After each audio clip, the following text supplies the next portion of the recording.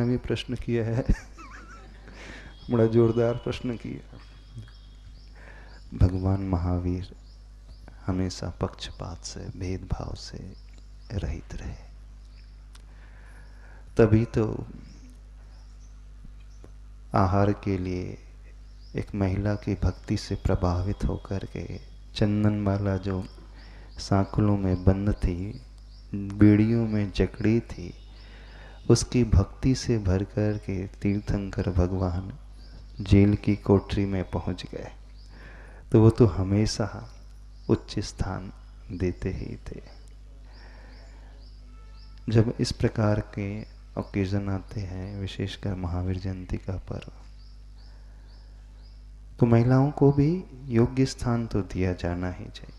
और वैसे हम नहीं समझते यहाँ भेदभाव किया जाता है, पीछे रखा जाता है महिलाओं को। हाँ?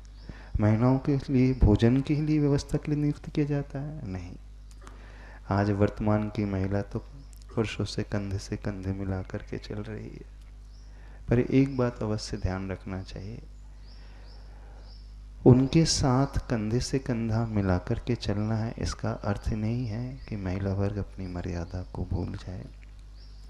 महिलाओं की अपनी विशेषता होती है। वात्सल्य का गुण उनका प्रमुख होता है, समर्पण का भाव उनका प्रमुख होता है, श्रद्धा का भाव उनका प्रमुख होता है, और वह सबको साथ लेकर के चलने वाली होती है। सहनशीलता उसकी प्रमुख क्वालिटीज़ में आती है। तो उन गुणों को आगे रखते हुए इस बात का परिचय दे कि वह सिर्फ घर में रोटी पानी तक ही सीमित न रहे। जैसे आज की महिलाएं शिक्षा के क्षेत्र में आगे बढ़ रही है, धर्म के संस्कारों के क्षेत्र में आगे बढ़ रही है। और देखा जाए तो धर्म को आगे बढ़ाने वाला यदि कोई वर्ग होता है तो महिला वर्ग ही होता है।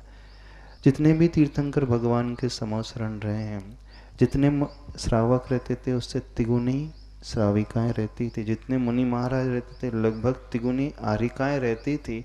और वर्तमान में भी घर में भी धर्म महिलाएं ज़्यादा करती है ना। हाँ। तो महिलाओं की जिम्मेदारी, जैसे समोसरण में धर्म को बहुत अच्छे से बढ़ाते थे, वो समाज में ऐसा उदाहरण पेश करें कि आने वाली पीढ़ी और जो पुरुष वर्ग धर्म से विमुख हो रहे हैं, ऐसे धार्मिक आयोजन, ऐसे नाटिकाएं, ऐसे सोशल वेलफेयर के कॉज को लेकर के, और समाज में जो महिला वर्ग पुराना जो वंचित सा है, आर्थिक रूप से पिछड़ा हुआ है, अथवा जो विधवा आदि हैं, तो उनकी सेवा के लिए, उनकी इंडिपेंडेंसी के लिए, उनके सहयोग के लिए वो आगे आए। तो महिलाएं अथवा महिला मंडल जो होते हैं समाज के, आप लोग किट्टी पार्टी तो बहुत करते हैं, इस महावीर जयंती में यह संकल्प लें कि हम अपनी ही महिला जाति की सशक्तिकरण के लिए, अपने पैरों पे खड़ा करने के लिए, बच्चियों को पढ़ाने के लिए और उनके लिए सेवा प्रदान करने के लिए, यदि कोई आर्थिक